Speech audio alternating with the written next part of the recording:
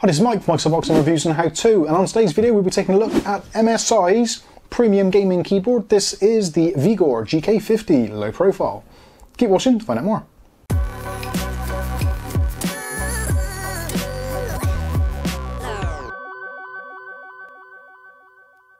Okay, so in today's video we'll be taking a look at MSI's premium offering in their low profile gaming range of keyboards. This is the GK50 Vigor Low Profile. This is using some Kailh or Kailh low profile switches. I'm not too sure exactly how you pronounce it. I've quite often read it in reviews and in my mind it says Kailh, but yeah, Kailh, whatever it wants to be. Anyway, it uses low profile switches which have a maximum of 3 mil of travel. So yes, this is a pretty low profile keyboard. Most mechanical switches generally tend to be in a kind of round about the 4 mil travel. So even though it's only a millimeter, that does make a difference, especially if you're typing for extended periods. So with that, there is some downside. So this is a low profile keyboard, which some people prefer because of the angle of the wrist, etc. But for some people, you may find that the actual key press on this might be a little bit on the hard side for you. Due to it being compressed slightly and a shorter distance, you don't get that kind of momentum as you would normally get in some switches. So it's a slightly heavier weight switch, and with it being low profile, you may find yourself becoming slightly fatigued with this design if you're using it for long purposes in maybe an office or typing environment. If you're using it for gaming and just smashing keys, then this is going to be absolutely fine and you're probably going to love it. Anyway, with that said, let's take a look at the box, the packaging, go through the spec and features, and then we'll come back with my final thoughts. And I have actually been using this for the last week or so I kind of got a feel for it now and I know what it's like and whether or not it's right for me personally, but I wanted to let you know my experiences so you can make your minds up. Okay, so looking at the packaging first of all, pretty much what we expect to see these days. This is the typical MSI packaging for the circa 2020-2021 launches. Yeah, pretty much does what it says on the tin. You've got a picture of the keyboard, you've also got the gaming logos, etc., RGB, and obviously MSI, and this is a low profile gaming keyboard, which I've probably stressed enough already. On the sides, more of the same, so a little bit of multilingual information there, product codes, etc., and again, more of the same MSI low profile keyboard. Pretty much it on there. So taking a look at the back goes into some of the specs. So it's got crisp and swift typing switches. So again, that is the Kailh switches, low profile. They are actually removable keycaps, so you can take them off and swap them, etc., etc., as you'd expect. Although obviously if you do swap them, you may want to swap them with low profile switches so that the actual plunger works as is intended. So I don't think you can actually swap these out for larger kind of MX style standard kind of keycaps. Yeah, stick to low profiles on this one. Also, you've got a floating key octagonal keycap. We'll take a look at those a little bit closer, but essentially MSI have put their own little spin on the keycaps and there's a really nice shape to them, which some of you may actually love, some of you may dislike immensely, but yeah, I'm pretty much on the fence at the moment. Moving on, we've also got the per key RGB lighting, which is controlled in Mystic Light software, so in the Red Dragon Center, or the Dragon Center, or however it's called these days, you can go in and configure the lighting on a per key basis. The lighting on this is one of the strong points. The lights are extremely bright, and if you take the keycaps off, yeah, you may need to wear shades. They are very, very bright. That may not be picked up very well in the studio lighting, but well, we'll try and do some B-roll and cutaways so you can see what it looks like, but certainly they are extremely bright, which is, yeah, pretty much one of the key selling points of this. Also, you've got hotkeys built in, so using a combination of the Dragon key and other keys on the keyboard, you can do things like audio, play, pause, open up certain applications, all those kind of usual things. And also, you can completely control all of the RGB in terms of brightness, the actual speed, and also the color options as well. So you don't need to install the software to get full control of the keyboard. Also, it's got the non-slip feet, which we'll take a look at later, and as I said, it's supported by the Dragon Center. This works in Windows 10, whether it works in Windows 8, not entirely sure, but really you shouldn't be using Windows 8 anyway, and if you're a gamer, you definitely shouldn't be using Windows 8, you should be on Windows 10. Saying that, it does actually say there on the interface it's USB 2 and it supports Windows 10, Windows 8.1, Windows 8 and Windows 7. Wow, who would have thought so in 2021? I should drill down quickly through the specs on this. So they're saying the cable length is 1.8 meters with a gold USB type connector on the end. The product dimensions are 435 by 141 by 34, so that is length by width by height. And also the product weight is only 700 grams. Which does seem to be particularly light. 700 grams for a mechanical switched keyboard is very little weight. It really is. Most of them generally tend to get around about the kilo easily. Yeah, 700 is quite a low weight for this, and it's actually, that is reflected in the box itself. It does feel quite lightweight, and considering a lot of the packaging is relatively heavy, it's going to be even lighter when we take it out, which is exactly what we're going to do right now. So taking a look inside, first of all we are greeted with the keyboard itself. As you can see here, the USB cable is tucked away up here. You also got an additional 2 keycaps as well for the Alt and the control buttons. Now all of the keys on the keyboard are concave, so they've got kind of like a little dip to them, whereas the alternate ones for the Alt and also the control buttons are actually convex, so they've got a slight raised bump to them, which will give you a slightly different feel. So if you're using the Alt and control keys for particular things in your Windows life, or also for gaming, then you will notice a definite difference between the two.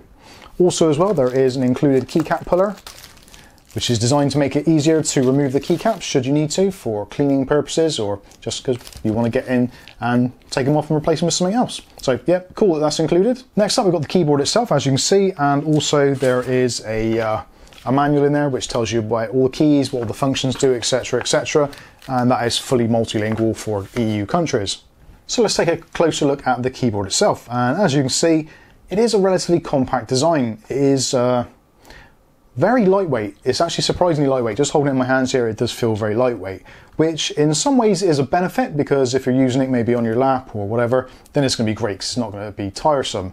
But for me personally, using it actually on a desk, I did find it a little bit too light, and the reason for that is because when you're actually using it and typing, it does have a bit of a tendency to move around. There are, on the bottom, a set of rubberized feet, so you've got one there, one there, one there.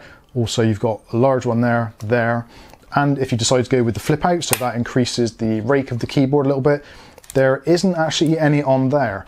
So that is where it starts running into problems. If you're using it in the standard position, when it's actually fully lowered down, then it's actually relatively stable, which again, really, if you've bought this for a low profile keyboard, then essentially this is probably the layout you should have. And actually when you've got it, it has a really nice feel to it, and it is quite clicky as well.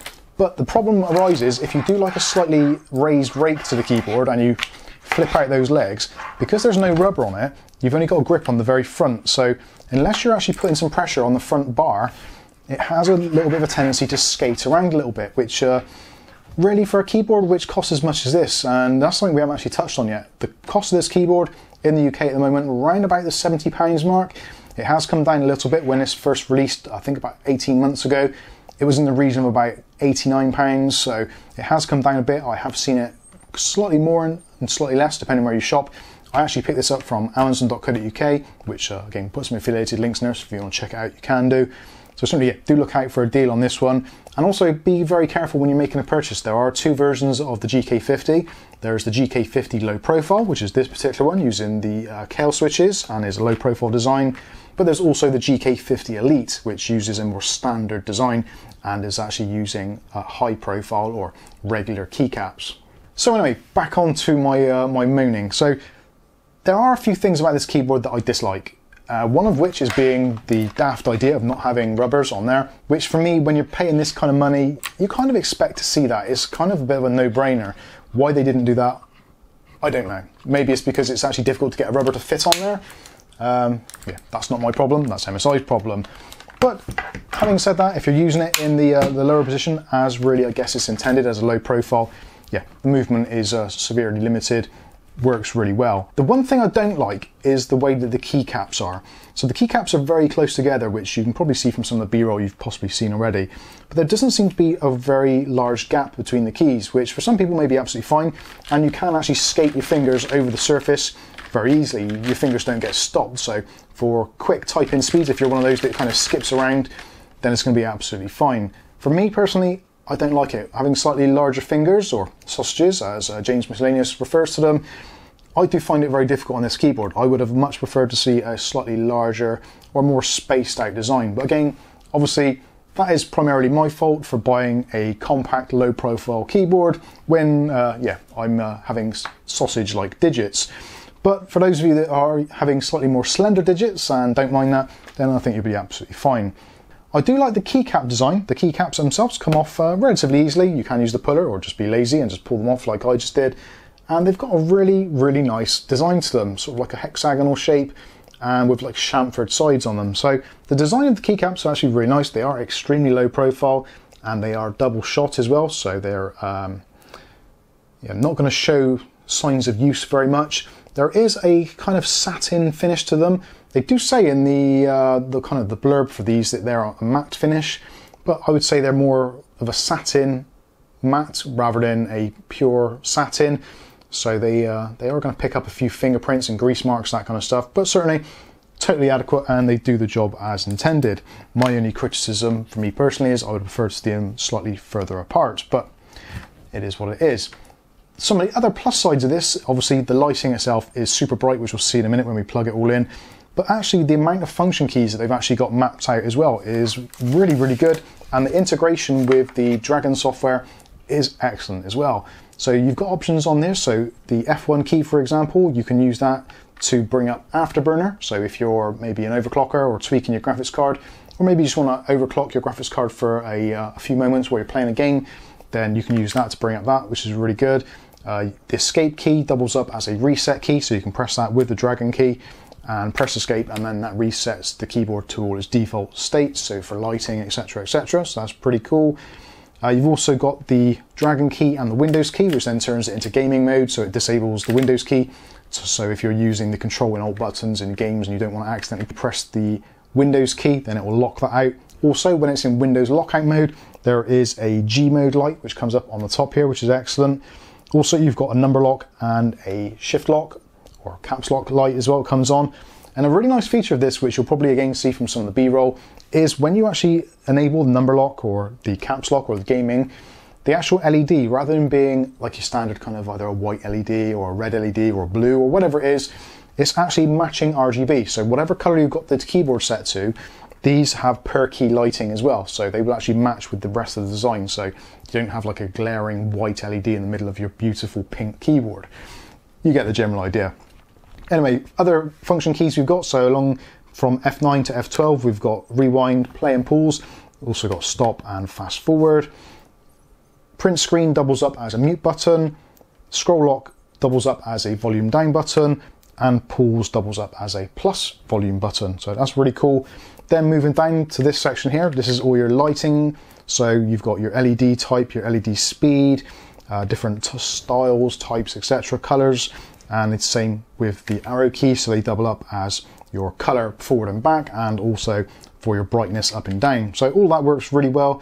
I would have personally liked to have seen a dedicated volume up and down and mute button, or maybe some kind of volume roller. That is something which I really do appreciate on a keyboard. And once you've actually had it on a keyboard such as like the Rio Toro, the Ghostwriter, I love that keyboard's layout for the volume buttons and for the volume control. I really do appreciate that. So it would be nice to see that integrated on a few more models. But it is a compact one, so obviously some things do have to go, and that sort of thing doesn't appeal to everyone, but certainly I personally would have liked to have seen it. But overall, I really like the design. You've got this metal top plate, which is in a kind of brushed aluminium, and it is actually metal. It's not just plastic with a coating on, so it is a solid metal top plate, and then you've got a plastic back plate, so yeah, that's all really good. How they've actually managed to keep this under, or around 700 grams with this metal top plate, I really don't know. The switches themselves obviously do mount up. There's over 100 of them, so even if they're a couple of grams each, that is going to add to the weight considerably. Then you've got this top plate. So yeah, I think they've done a fantastic engineering job on just keeping it down to this particular low weight. Although for me personally, having a low weight keyboard doesn't really make a great deal of sense anyway. Most people are going to use this for gaming. It's going to be rooted squarely on their desk. So weight-wise, apart from actually transportation costs, is there really a reason for it to be a lightweight keyboard? I don't think so. So other things of the keyboard, we've got the USB cable. Now this is another potential downside some of you may see. It has a nice braided cable, we'll give it that, and it's also, there's a rubber cable management grip there, so yeah, that's really good, and also a gold plated USB connector. Fantastic. Sadly, the cable is a captive cable, so if anything happens to the cable, you're basically screwed. So yeah, I would have liked to have seen a non-captive cable, but certainly around about this price point for about £70, I don't really recall seeing one with a non-captive cable, but certainly would have been a nice addition. The noise of the keys themselves, it's one of those things that you're going to love or hate. If you're in a busy office environment, people are going to get pissed at you very, very quickly. It is quite a noisy keyboard. And just for a quick sound test,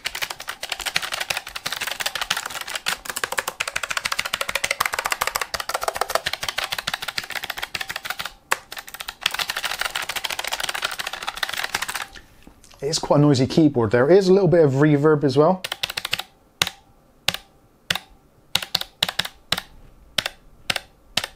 Which is highlighted in certain areas.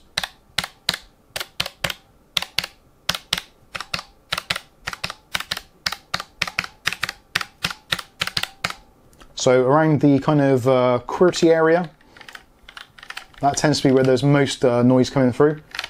And actually just moving my fingers across there, I'm not sure if the microphone's going to pick it up, but there is that little bit of reverberation. When it's actually planted on the desk again, when you're typing away, it isn't that noticeable. The click of the keys is far, far outweighing the kind of the rebound noises or the extra mechanical noises. Again, it is quite noisy. Some of you may dislike that. And the keys themselves are a little bit harder to press, if I'm completely honest with you. But again, it is a low profile keyboard.